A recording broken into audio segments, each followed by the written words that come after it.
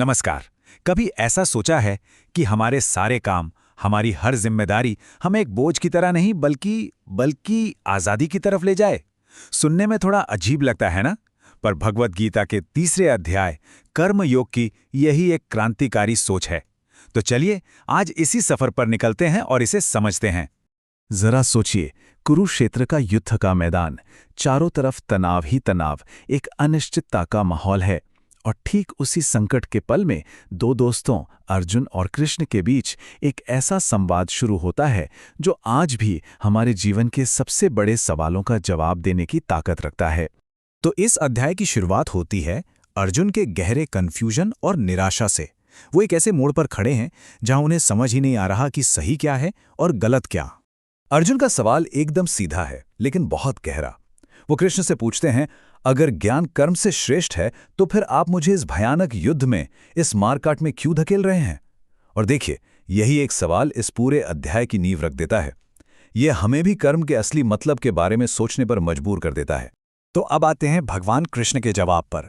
उनका जवाब कर्म की उस सच्चाई का रहस्य खोलता है जिससे कोई बच नहीं सकता। यहीं से कर्मयोग का असली सार समझना शुरू होता है। कृष्ण का जवाब देखिए कितना मौलिक है। वो कहते हैं, कोई भी इंसान, कोई भी जीव एक पल के लिए भी बिना कुछ किए रह ही नहीं सकता। मतलब कर्म से बचना तो नामुमकिन है क्योंकि ये प्रकृति का नियम है। अरे, जब हम सो भी रहे होते हैं तब भी तो हमारा दिल धड़क रहा होता है, हमारी सांसें चल रही होती हैं। ये भी तो कर्म है। तो फिर इस मुश्किल का हल क्या है? कृष्ण जवाब देते हैं, कर्मयोग। ये एक ऐसा आध्यात्मिक रास्ता है जहां हम अपना कर्तव्य तो करते हैं लेकिन बिल्कुल निस्वार्थ भाव से, फल की कोई चिंता किए बिना। और यही है असली आजादी का रास्ता। चलिए अब कर्म योग के इस मूल सिद्धांत को थोड़ा और गहराई से समझते हैं। असल में यहां पर मुख्य बात काम नहीं है, बल्कि उस काम के पीछे की सोच, हमारी मानसिकता है। ये तुलना बहुत दिलचस्प है। देखिए, एक तरफ है कर्म जो हम उम्मीदों और नतीजों के लिए करते हैं और ये हमें एक तरह की जंजीर में बांध देता है। और दूसरी तरफ है कर्मयोग, जहां हम काम तो वही करते हैं लेकिन बस एक कर्तव्य की तरह, बिना किसी लगाव के, और ये हमें आज़ाद करता है। तो असल में कर्म नहीं, कर्म के पीछे का इरादा हमें बांधता है या आज़ाद करता है। कृष्ण का ये कथन कर्मयोग की अहमियत को बिल्कुल साफ कर देता है। तुम अपना तय किया हुआ कर्तव्य करो, क्योंकि कुछ ना करने से तो कर्म करना कहीं बेहतर है। यहां अपने स्वधर्म यानी अपनी जिम्मेदारियों को पूरा करने पर बहुत जोर दिया गया है। ठीक है, तो सिद्धांत तो समझ में आ गया, लेकिन इसे अपनी रोजमर्रा की जिंदगी में कैसे लागू करें? चलिए अब थ्योरी से प्रैक्टिस की ओर बढ़ते हैं। तो कर्मयोग को जीवन में उतारें कैसे? इसके 3 बहुत ही आसान से कदम हैं। पहला, अपने असली कर्तव्य को पहचानना कि हमारी जिम्मेदारियां आखिर हैं क्या।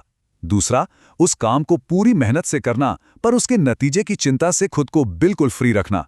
और तीसरा, अपने हर काम को एक भेंट, एक यज्ञ की तरह देखना जिसे हम पूरी श्रद्धा से कर रहे हैं। ये 3 कदम हमारे किसी भी काम को एक गहरा मतलब दे सकते हैं। यहां एक बहुत बड़ी गलतफहमी दूर होती है। कर्मयोग का लक्ष्य दुनिया छोड़कर कहीं भाग जाना नहीं है, बल्कि अपने मन को शुद्ध करना है। ये बाहर के त्याग के बारे में नहीं, बल्कि अंदर के बदलाव के बारे में है। अब हम इस अध्याय में कृष्ण की शिक्षा के आखिरी हिस्से पर आते हैं, जहां वो बताते हैं कि हमारे आध्यात्मिक रास्ते में असली रुकावटें क्या हैं, हमारे असली दुश्मन कौन हैं। तो सवाल यह है कि मुक्ति के रास्ते पर असली बाधा क्या है? ये प्रश्न हमें हमारे दुखों और गलत कामों की जड़ तक ले जाता है।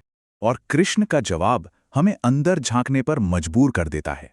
वो कहते हैं कि हमारे असली दुश्मन बाहर नहीं, हमारे अंदर ही बैठे हैं। एक है काम यानी बेकाबू इच्छाएं, और दूसरा है क्रोध यानी गुस्सा।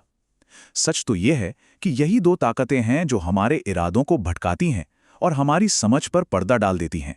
कृष्ण ये भी बताते हैं कि ये इच्छा और गुस्सा रजोगुण से पैदा होते हैं। मतलब मन की एक ऐसी बेचैन जुनूनी हालत से। जब हमारा मन इस जुनून से भर जाता है तो हमारी सही गलत सोचने की जो शक्ति है वो धुंधला जाती है और हम सही फैसला नहीं कर पाते। और अंत में ये सोचने वाला सवाल, आज की इस भागदौड़ भरी जिंदगी में अपनी चुनौतियों और जिम्मेदारियों के बीच हम कर्मयोगी कैसे बन सकते हैं? ये एक ऐसा सवाल है जो इस हजारों साल पुराने ज्ञान को सीधे हमारी आज की जिंदगी से जोड़ता है और हमें सोचने पर मजबूर करता है।